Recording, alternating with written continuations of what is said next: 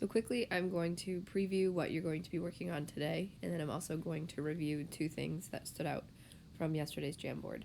So the first thing that we're going to be spending a good amount of time talking about on sheet 004 is this axis of symmetry line, and the idea that the parabola is symmetrical, meaning that one side of the parabola matches up perfectly with the other side if you were to fold it along this line right here. So we're going to be finding symmetry points. For example, like this yellow point right here would be symmetrical to this yellow point right here. And this red point right here would be symmetrical to this red point right here. That's going to allow us to graph half of the parabola and get the other half at the same time with only having to do half the work. For the axis of symmetry, this line is always going to pass through the vertex. It's always going to be a vertical line. It's dashed just to show you that it's not really there. It's invisible, but it's just to kind of show you how it's cutting it in half. And we're going to be coming up with the equations of the axis of symmetry, and the equation is always going to be an x equals equation, because a vertical line always has an equation that's x equals, because the x coordinate all along this green dashed line is not changing. The x coordinate is in fact always -5. So when I write the equation of this axis of symmetry, it's going to be x equals -5. It will always be an x equals equation.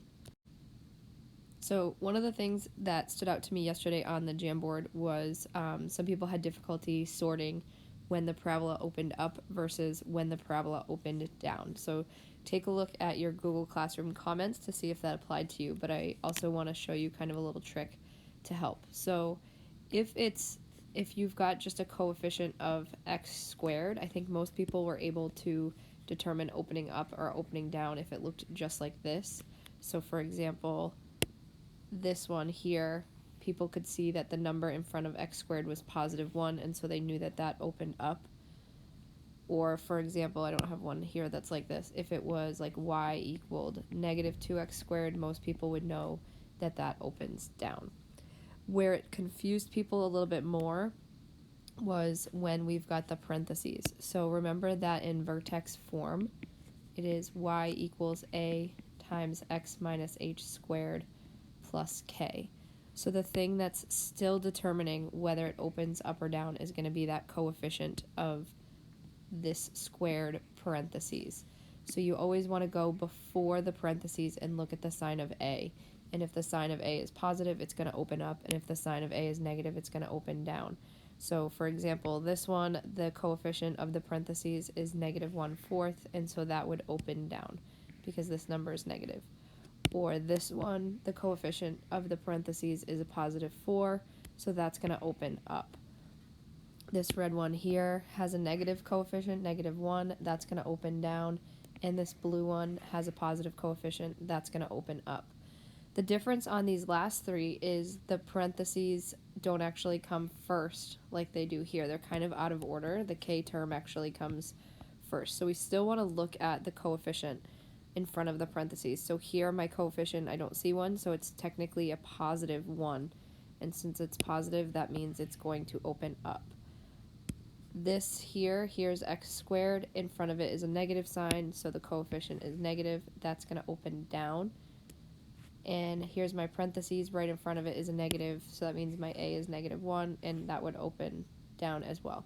It's kind of like how sometimes with lines y equals mx plus b, sometimes it's actually written in y equals b plus mx order. So even if it was y equals 2 minus 3x, my slope here is still -3. So you're always looking in front of your parentheses to determine whether or not the parabola is going to open up or down. So the next thing that I noticed on the Jamboard was differentiating between a vertical stretch and a vertical shrink. So the first thing that's important to know is that a vertical stretch is when the parabola gets narrower. Picture yourself holding an elastic band and stretching it towards the sky. And a vertical shrink is going to be wider. You can also kind of think of it similar to linear, where the parent function of a line is y equals x, and that has a slope of 1. Where if something gets more or less steep compared to this, we don't use the word steepness in terms of a parabola, but it's kind of acting in a similar way. So it's important to remember that we're comparing, when we say narrower or wider, we're saying compared to the parent function y equals x squared, which has an a value of 1. The reason we need to do that is if I were to ask you if you were taller or shorter, you would need someone to compare yourself to. So taller or shorter than who? And this is our reference for comparison. So what we want to look at in each of these cases is the a value and see if they're bigger or smaller than 1. Similar to a line, if a line has a slope bigger than 1, it's steeper than the parent function. And if a line has a slope that's less than 1, it's less steep. So we're going to be looking at these a values, and we're only looking at their absolute value. We don't care if they're positive or negative. Similar here. A line can be increasing or decreasing. That's not really its steepness. So if I look at this first one over here, this blue one, it has an a value of -2. The negative just means that it's going to be a downward facing parabola, but the 2 by itself means that it's going to be narrower or a vertical stretch compared to my parent parabola. This one here, remember the a value is in front of the x squared, not necessarily what comes first. A is 0.4, and that's less than 1, so it's going to be a vertical shrink. This purple one here has an a value of 1/4. That's less than 1, so that's going to be a vertical shrink as well. This one here has an a value of 2.5. That's bigger than 1, so that's going to be a vertical stretch. The next one has an a value of 2, bigger than 1, so a vertical stretch.